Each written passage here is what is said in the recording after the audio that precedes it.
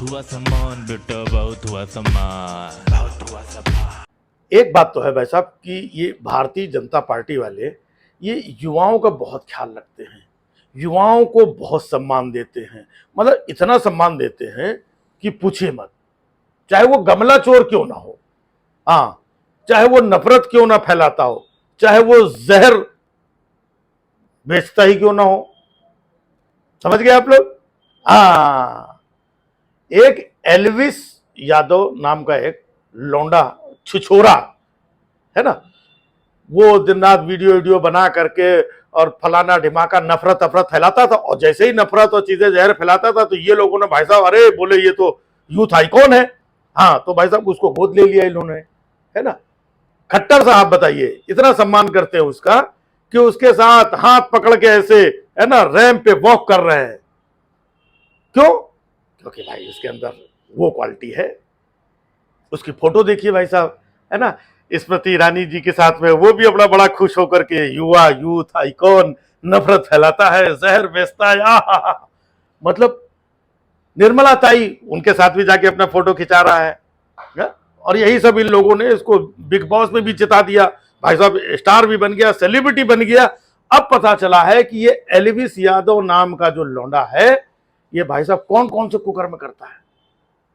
ये पार्टियां करवाता है, हाँ, जहां पे दुनिया भर का सुट्टा, ये ड्रग्स और तो और भाई साहब वो सांप, वो इधर उधर से बटोर करके उससे डंक अंग मरवाने वाला, वो मतलब हाई लेवल का हिसाब किताब उसके पास था।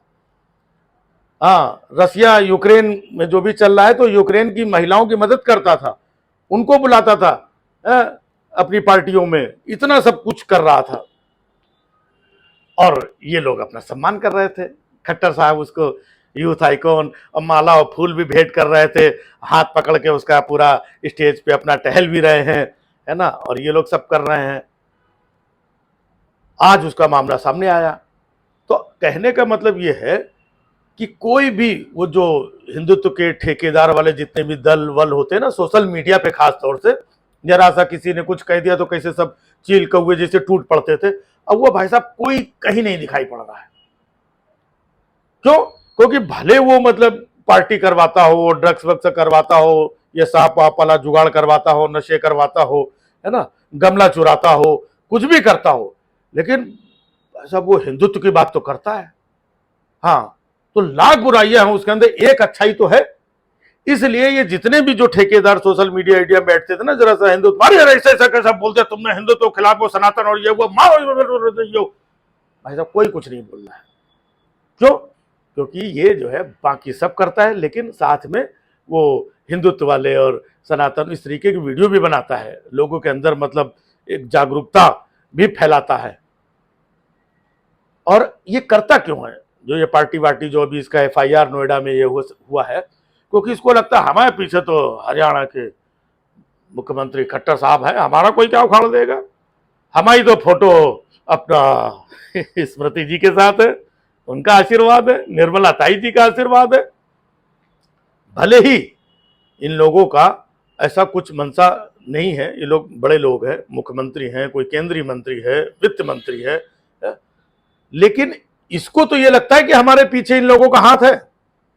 तो अब कम से कम खट्टर साहब को सामने आकर के बोलना चाहिए कि वो ठीक था, कार्यक्रम था, हमने हाथ हाथ पकड़ लिया था, लेकिन असल में आज इसकी जो असलियत सामने आई तो मैं इसका बहिष्कार करता हूं। स्मृति ईरानी जो जरा में से आगे मैं पूछना चाहती हूं राहुल गांधी ने, और इस तरीके से, और ये जो गर्दन मटका मटका के जरा से मुद्दे पे उछलने लगती हैं, उनको आकर के बोलना चाहिए कि भाई इसने हमारे साथ फोटो तो जरूर खिंचा ली थी, लेकिन ये नालायक आदमी है, ये जहरीला आदमी है, ये नफरती आदमी है, ये समाज के लिए प्रदूषित आदमी है, इसका समाज से बहिष्कार करना चाहिए। लेकिन ना, चुप, कुछ नहीं, ना निर्मला ताई बोल रही है।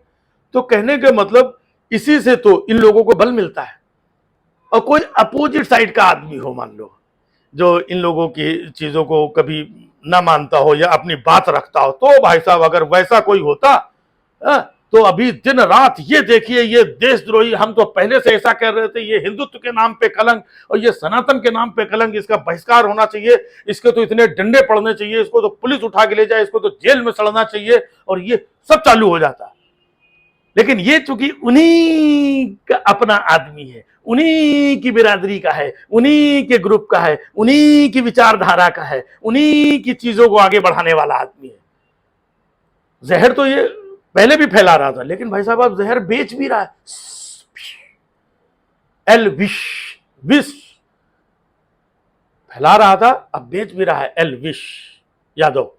तो कहने का मतलब है कि समाज में यूथ लोग जो अभी बिग बॉस में उसको वोटिंग कर रहे थे, अरे यार ये तो बड़ा कमाल और ये वो, तो ऐसे विश, एल विश से हमेशा सावधान रहने की जरूरत है, इनको एक्सपोज करने की जरूरत है, क्योंकि हमारे बहुत सारे युवा कल को कोई इनको बहुत सारे लोग फॉलो करते हैं, तो उनका जीवन कम से कम बच सके और वो अपने आप को इन सारी बुराइयों से दूर रख पाए।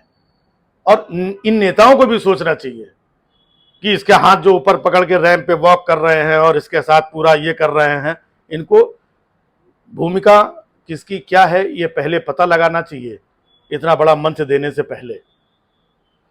और बाद में आकर के ये सब चुप हो जाते हैं, ये तो समाज में जहर फैला करके निकल गया, अब उसका जो होगा, कुछ होगा या नहीं होगा पता नहीं, क्योंकि कई बार ऐसा होता है, क्योंकि वो अगर इधर से जुड़ा हुआ है तो कहीं ना अंदर से जुगाड़, हाँ हेलो नहीं वो हाँ हो गया, और धीमे धीमे न्यूज से गायब हो जाएगा मामला, वो कहाँ गया, अंदर है बाहर है, ये वो धीरे धीरे ठीक है, फिर पता चला तक चुनाव उनाव आ गए, अब खुली जीप में हो सकता कहीं वो अपना प्रचार प्रचार कर रहा उन्हीं का, तो ये सब है मामला।